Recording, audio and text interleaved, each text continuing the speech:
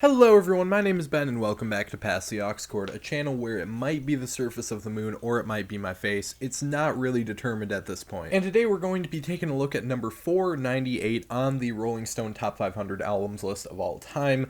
We're chugging right through here, you know, just a little bit of a distance to go from the top, of course. And this one is going to be the 1977 self-titled album From Suicide. This is another one that initially intrigued me while I was looking through the original Top 500 lists that they had before, where this was also featured. I was thinking that I was getting into some kind of death metal album or something to that degree, so of course my edgy self about 2 years ago was really into that, and wow, was I wrong about what I was getting into at the time. But yeah, pardon if I ramble a little bit or I have a little bit more to say. This one's a little bit more long-winded, anything like that, and it's not necessarily one of my quick reviews, but this one's definitely something I have a few comments on. In 1977, two starving artists came together with a synthesizer, a drum machine, a weird obsession with the Ghost Riders Marvel comics, and a demented sense of creativity, and created what I would call one of my strangest and most unexplainable experiences from music that I've had before. This is also certainly the darkest 32 minutes of music I've seen all in one place as well,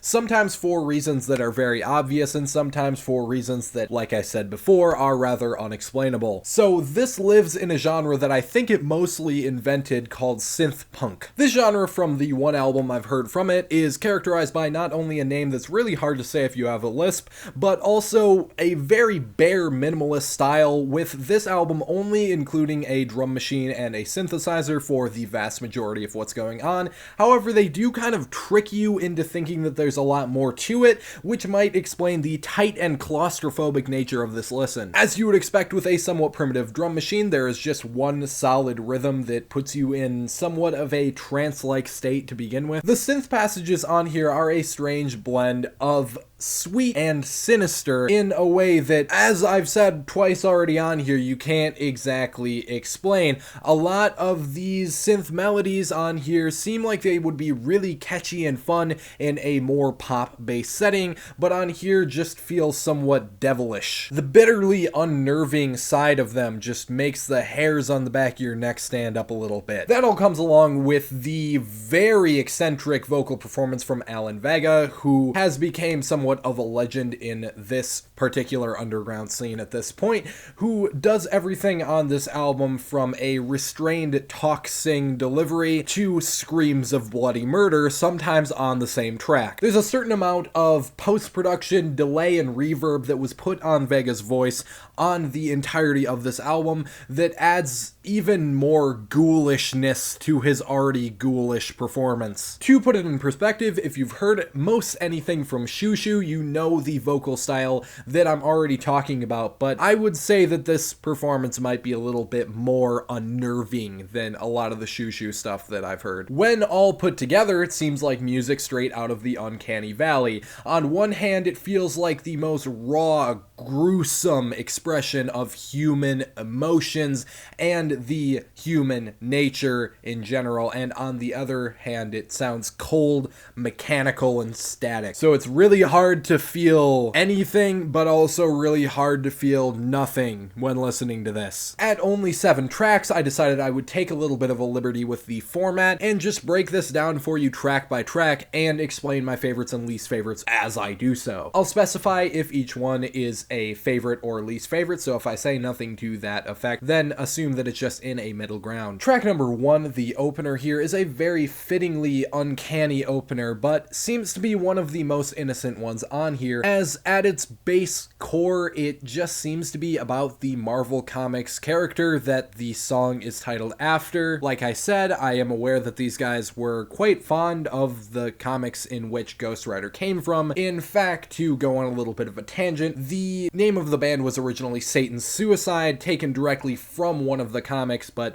someone was offended that they put Satan in the title, I guess. I think is the story I heard. Either way, they liked Ghost Rider a lot. And even despite how innocent this may or may not be, describing this guy as looking so cute is a pretty solid tone setter, I would say. This one has the best example of these synths that just give you some creepy vibes for a unknown reason. The main melody on here in the form of a pop song would be very appealing, very catchy, and I do like it in this context too, but there's something that gives you goosebumps about it. This song is pretty fun on one hand and pretty creepy on the other, but I think it's definitely one of the most enjoyable ones, and if you put this on a playlist, it might not even seem too terribly out of place. It's definitely one of the most normal tracks on the album, and one of the most fun ones to listen to, so it's definitely a favorite for me. Track 2 is Rocket USA, the first track on this album to take the title of the album somewhat literally, in the fact that if you look into the lyrics a little bit, this seems to be about a Hollywood star taking their life by car crash. This one wouldn't necessarily make you believe that though, as it does seem much more innocent on the surface, not really giving you that indication unless you're paying very close attention. And this one sounds maybe the most traditional punk out of everything on the album, outside of Johnny, possibly, which we'll get to later. Track 3 is Cherie, and definitely one of the most popular songs by the band, and oddly a love song. This is supposedly about a girlfriend of Martin Rev, one half of the duo, the more instrumental side that is,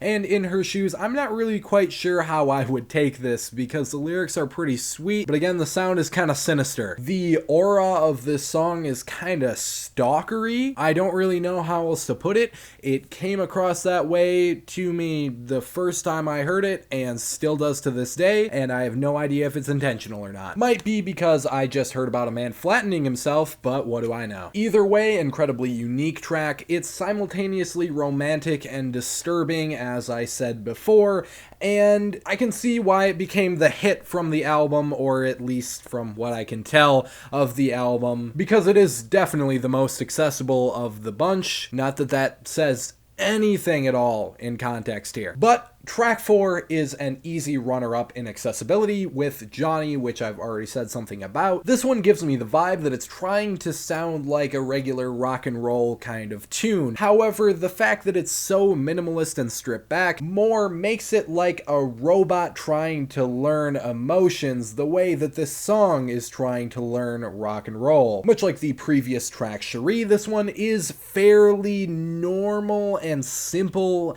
in its actual content, just talking about some tough guy named Johnny who's cruising around looking for love, but instead of taking it at face value, as you would suppose that I guess would be normal to do, you end up questioning things like, who's Johnny and why do you know so much about him? Or even if we're not questioning the narrator so much, what is Johnny going to do later after the song ends? Because it seems like Johnny's intents might not be entirely innocent. But this album just does a number to keep you on edge, so maybe it's just messing with me a little bit. I don't know. Despite all of its obligatory weirdness and the somewhat creepy nature of it again, I definitely enjoy listening to this track too. I think it's pretty fun to turn on. I think it sounds fairly decent. So, goes on the favorites. Track 5 is a much creepier moment with Girl.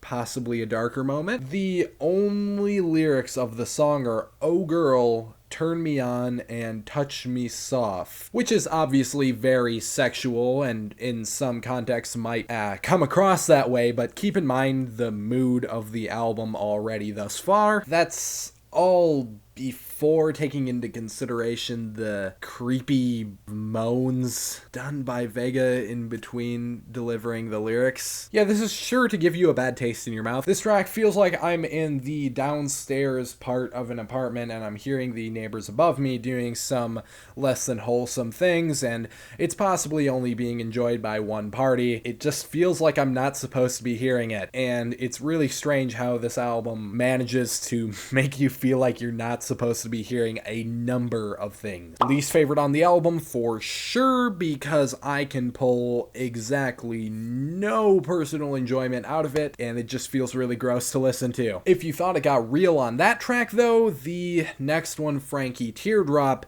is sure to shake you to your core. This is usually the most well-remembered track when people walk away from this album, and that's probably because it scars the listener, or at least makes them lose a little bit of sleep. I'm going to warn you that if you aren't a fan of disturbing situations, prone to anxiety, anything like that, big fat trigger warning right here, probably want to steer absolutely clear of this. But if you do want to torture yourself through this 10 minutes, go ahead and listen to it. Come back. I'll be here. If you're still here right now, I'm going to assume that you either want the spoilers or have already heard the song and came back. One of the two. If you heard the song, welcome back. Frankie is a stressed and miserable factory worker who is getting evicted and whose life is falling apart. So Frankie does what any rational human being would do and went home,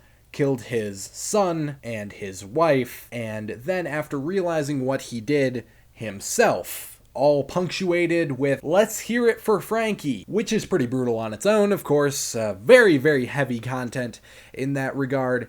But the situation worsens for at least the listener, and I suppose Frankie as well, as we follow him into his descent of the depths of hell. Then the song closes on maybe the most disturbing and thought-provoking line that it could end on, with "we're all Frankies, we're all lying in hell." This is all made even more disturbing and gruesome by Vega's screeches of absolute terror.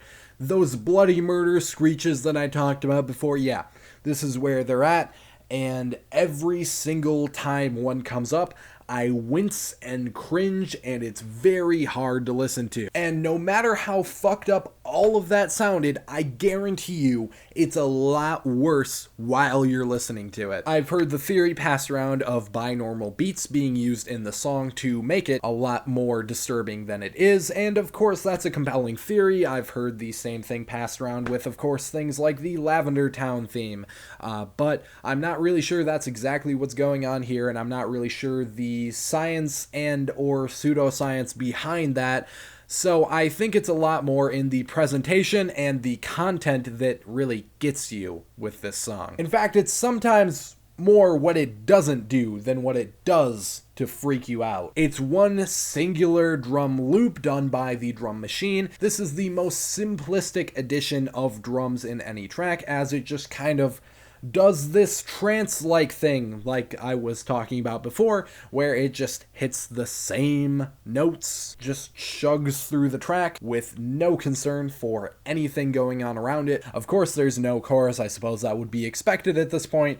There's no rhymes, there's no refrains, nothing. It is just all told to you extremely bluntly, and I feel like the fact that it was all done like this, in fact it was all improvised right on the spot, makes it all feel more like it's happening before your eyes in real time. Everything else you hear on this song is just another subtle, eerie, murderous sounding synth, each one just feeling like a knife stabbing into your neck. The biggest musical change that happens throughout this song is the ominous, distorted noises that you hear as Frankie descends into hell. Not enough yet? How about the fact that Alan Vega saw a story in the newspaper about these very events happening and then went ahead and performed this track? It's almost like the song is cursed by this instance that Vega wrote the song about, and I wouldn't be surprised if it was, despite me not really being a guy to be into paranormal type of things. It's like when you get done with the horror movie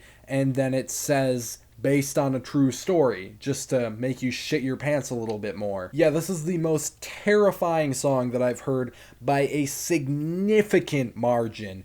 This is the most disturbing experience I've had with any kind of media whatsoever. I've listened to this song in its entirety 3 times. Every time I've had a different experience, but every time it has left me with some feeling of dread or anxiety, and at the very least left me somewhat sickened. This is an incredible track that does exactly what it wants to do, no doubt about it, but it is probably one of the least fun to listen to songs that has ever existed. So I guess it goes on the favorites and least favorites, because while it is, like I said, an incredible song, there's absolutely no joy in listening to it whatsoever. It is one of the most uncomfortable experiences I think would be possible with music. Chi is the final track, and somewhat fittingly, it sounds like a funeral. So following the events of the last track, that works, I guess. There's organs that go through the entire song that just place you in a church during a very somber setting. This song is a critique of the hero status of Che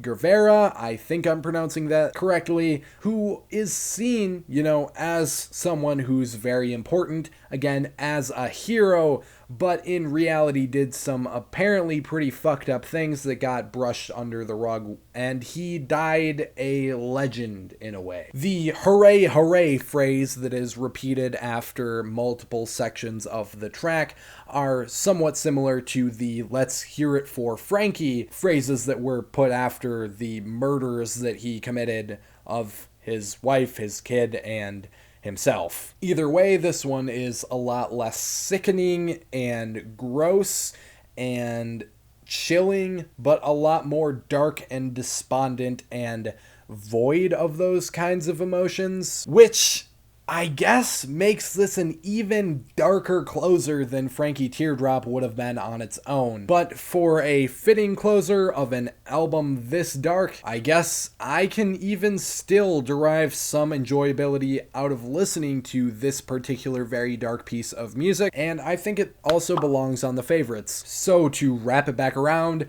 what do I think of this album? Well, it's very hard to critique something just this morbid. I feel like this is the musical equivalent of the movie The Exorcist, in the way that some people feel like it's cursed and just not quite right. This album gives you the vibe of a car crash that you can't look away from, as the tired old phrase goes. At the end of the day, though, something I have to absolutely give it credit for is how much it does exactly what it wants to do.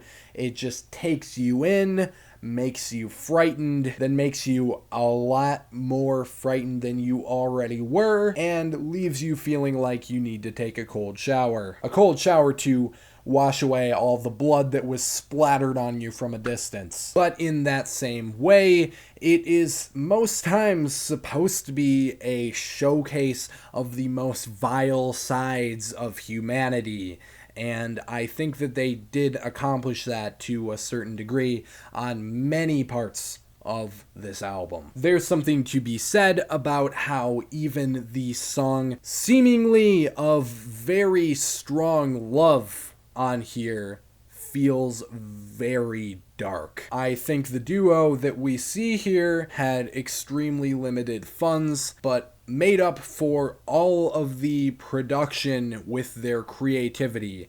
They thought about an idea that they wanted to bring to life based on the dark realities of the world around them, and that's exactly what they did. Both of them being artists outside of the music industry really does show on this LP. There is, again, something to be said about the determination needed to put this thing together. The influence of this record is also something that needs to be addressed. I feel like Suicide were way ahead of their time, especially for this somewhat niche underground section of music, in the same way someone like Scott Walker or a band like Throbbing Gristle was. Before you've even heard of Suicide, which was in fact my case, you can directly hear the influence on many artists outside of just the ones that list, especially Frankie Teardrop, as a strong inspiration on their music. Again, I'll use the example of Shoo Shoo because it's probably the clearest one. So this is clearly a very unique album and one that stands up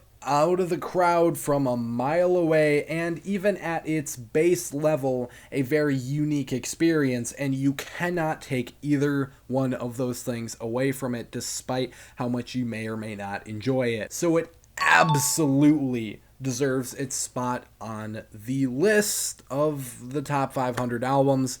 In fact, in actuality, it probably does deserve to be a spot or two higher, maybe a spot or a couple hundred higher. I could see this in the 300s, and I think it would be pretty open for that discussion. There's something to be said about just how unique this piece of music is.